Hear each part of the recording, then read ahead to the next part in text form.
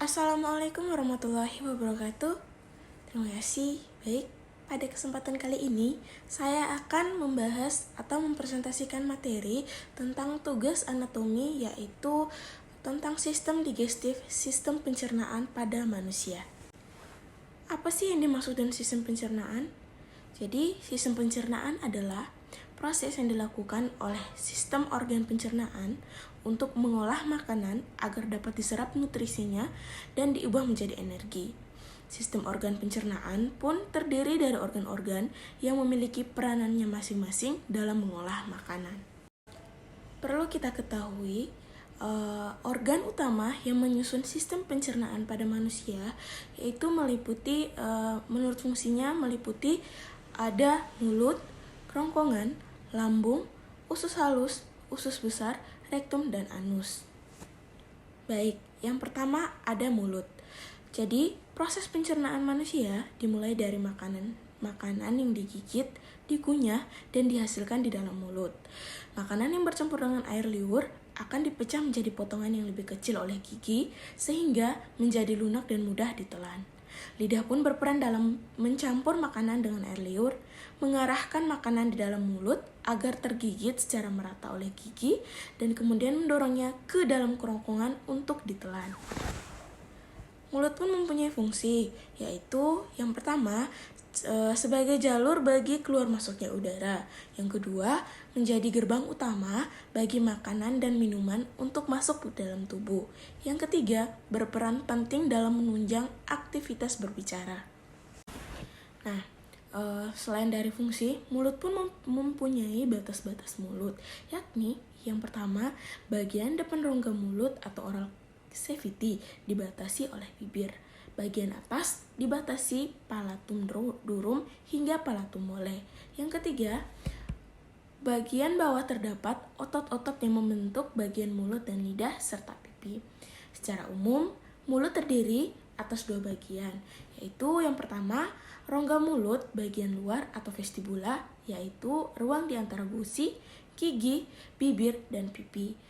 Yang kedua, rongga mulut bagian dalam, yaitu rongga yang dibatasi sisinya oleh tulang maksilaris, palatum, dan mandibularis di sebelah belakang bersambung dengan faring. Yang kedua, kita masuk ke kerongkongan. Dalam proses menelan makanan, organ sistem pencernaan manusia yang berperan adalah kerongkongan atau esofagus. Kerongkongan merupakan saluran yang memiliki panjang sekitar 25 cm dan berfungsi menyalurkan makanan dan minuman dari mulut ke dalam lambung.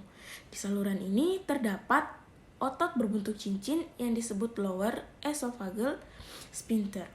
Otot ini berfungsi untuk memastikan makanan atau minuman yang sudah mencapai lambung tidak kembali naik ke kerongkongan atau mulut. Yang ketiga ada lambung. Setelah menerima makanan dan minuman, lambung akan mengeluarkan zat, asam, dan enzim untuk melanjutkan proses pencernaan. Makanan yang masuk ke dalam lambung ini diolah menjadi cairan pekat atau berupa pasta dan selanjutnya akan didorong menuju usus halus. Selain memecah makanan, lambung juga akan membunuh mikroorganisme yang mungkin terdapat pada makanan atau minuman.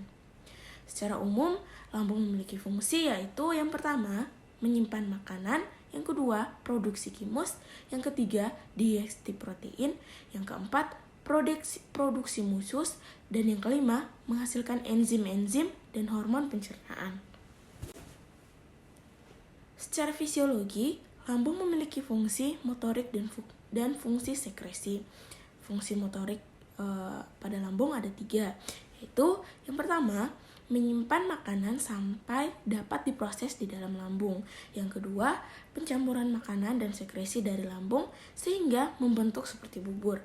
Yang ketiga, pengosongan kimus dengan lambat dari lambung pada kecepatan sesuai untuk pencernaan dan absorpsi usus halus.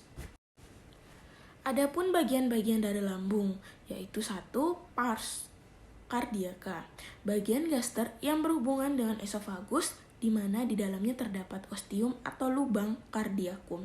Yang kedua, fundus gastricum, bagian yang berbentuk seperti kubah yang berlokasi pada bagian kiri dari kardia dan meluas ke superior melebihi tinggi pada bagian gastroesophageal junction atau perbatasan antara gaster dan juga esofagus. Adalah tempat di mana ujung esofagus masuk ke dalam lambung bagian teratas. Yang ketiga ada corpus gastricum, merupakan 2/3 bagian dari lambung dan berada di bawah fundus sampai ke bagian paling bawah yang melengkung ke kanan membentuk huruf C. Yang keempat ada pars, bagian pylori, terdiri dari 2 bangunan yaitu antrum pyloricum dan pylorus. Selanjutnya ada batas-batas lambung. Yang pertama, bagian superior, yaitu berbatasan dengan bagian distal esofagus. Yang kedua, bagian inferior, yaitu berbatasan dengan duodenum. Yang ketiga, bagian anterior, dibatasi oleh bagian superior diafragma pada bagian anterior dari musculus rectus abdominis dan bagian kanan oleh lubus hepatitis sinistra bagian kiri. Yang keempat, ada bagian posterior lambung yang berhubungan dengan pankreas, adrenalis sinister, ginjal, dan diafragma. Adapun urutan lapisan lambung dari dalam keluar, yaitu yang pertama tunika mukosa, lapisan lambung yang tersusun atas lipat-lipatan longitudinal yang disebut rugae. Yang kedua, tunika submukosa, lapisan ini tersusun atas jaringan areolar longgar yang menghubungkan tunika muscularis dengan tunika mukosa. Yang ketiga, ada tunika muscularis. Lapisan ini terdiri dari 3 lapisan otot polos, yaitu stratum longitudinal, stratum circulare, dan stratum oblique. Yang keempat, tunika seriosa, berasal dari peritoneum fiscalaris yang melanjutkan ke arah hepar menjadi omentum minus dan ke arah kolon sebagai omentum majus. Selanjutnya ada pankreas.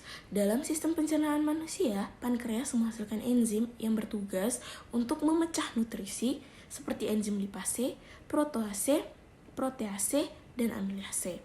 Enzim-enzim tersebut akan dilepaskan oleh pankreas dan ikut bercampur dengan enzim pencernaan dari lambung.